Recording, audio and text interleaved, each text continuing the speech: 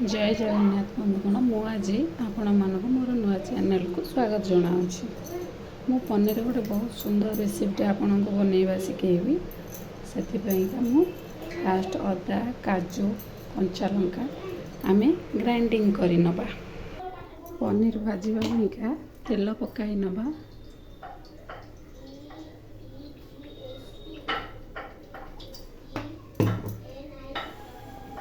आमर तेल गरम हो गला आमे पनीर पकाई नबा।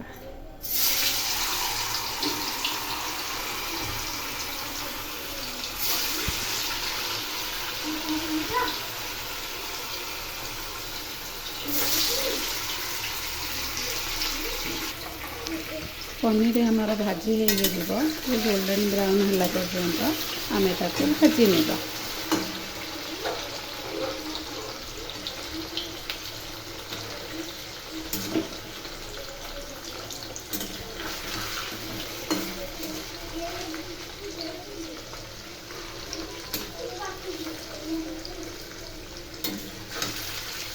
एमती हल्का कि गोल्डन ब्राउन हो गला पर्यंत आम भाजी नेबा।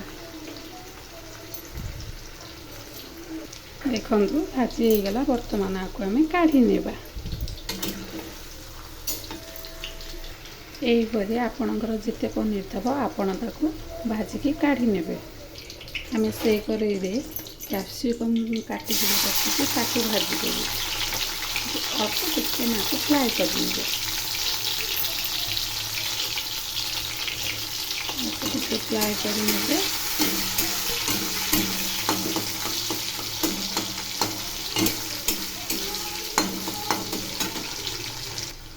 टे आसला बेलू आपड़ से कटा टमाटो टे फ्राए करदे। हल्का के जस्ट फ्राए करेंगे। मुझे तेल अधिका पकई से तेल गोटा गरम मसला पकईदे। आसला बेलू गोटा गरम मसला पकईदे बहुत भल लगे। अदा टमाटो अदा काजू कंचा लंकार जो बटा रखी पकईदेवी। मसला एमती तेल छाड़ा बेलू दही रखिदे। दही पकईदे दही पकईदे फटाफट आपड़ एमती गोलेबे नचेत दही फाटीज। एमती दही की पूरा गोलेबे मसला मिसी जावा पर्यंत।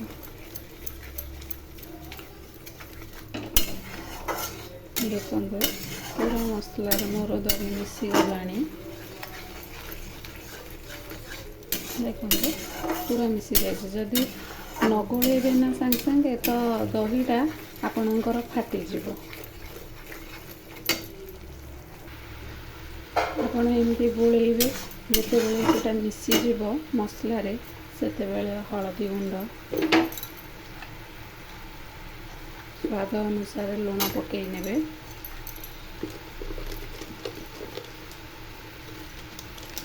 आपण जो अनुसार राग खाऊे से अनुसार लंका गुंड भी पकई ने।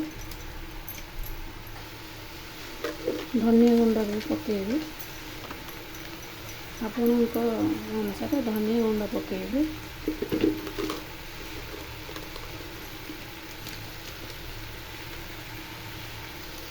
मसला को मिसईदे। आप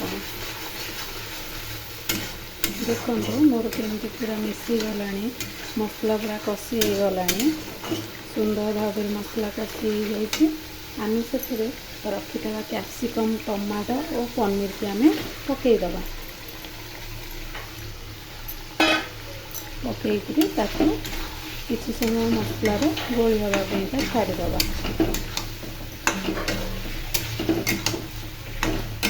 मसलार गोली हो गला आपण से पनीर मसला रखिथे। आपण पनीर मसला भी यही समय पकईदबा।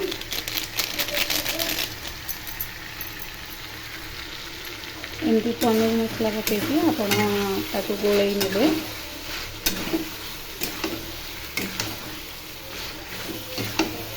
किसी समय आम ଏମିତି ଛାଡ଼ିବା ତାକୁ କଷି ହେବା ପାଇଁକା।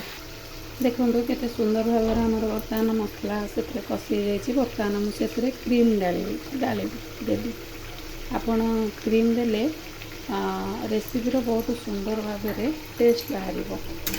ଆପଣ ବି ଥରେ ଏମିତି ଘରେ ବନେଇକିରି ଖାଆନ୍ତୁ, ଦେଖିବେ, ମୋତେ କମେଣ୍ଟ କରିବେ ଆପଣଙ୍କୁ କେମିତି ଲାଗିଲା ଏ ରେସିପି। ଆମର ଓଡ଼ିଆ ଘରେ ସାଧାରଣ ଭାବେ ଓଷା ପର୍ବ ହୁଏ, ସେଥିପାଇଁ ମୁଁ ଏଇଟା ବିନା ପିଆଜ ଆଉ ରସୁଣରେ କରିଛି। ଆପଣ ବି ପର୍ବପର୍ବାଣିରେ ଓଷା କଲାବେଳେ ଏମିତି ଆପଣ ସାଧାରେ ବନେଇକିରି ଖାଆନ୍ତୁ, ଦେଖିବେ ବହୁତ ସୁନ୍ଦର ଲାଗୁଛି।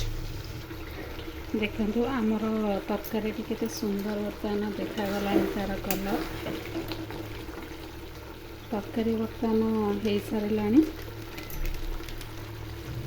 ବର୍ତ୍ତମାନ ସେଥିରେ ମୁଁ ଗରମ ମସଲା ପକାଇଦେବି।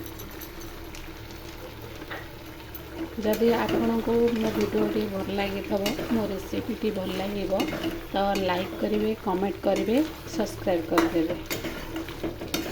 ଆଉ ନିଶ୍ଚିନ୍ତ ଘରେ ବନେଇକିରି ଆପଣ ଥରେ ଖାଆନ୍ତୁ, ଦେଖିବେ କେତେ ଟେଷ୍ଟି ଲାଗୁଛି।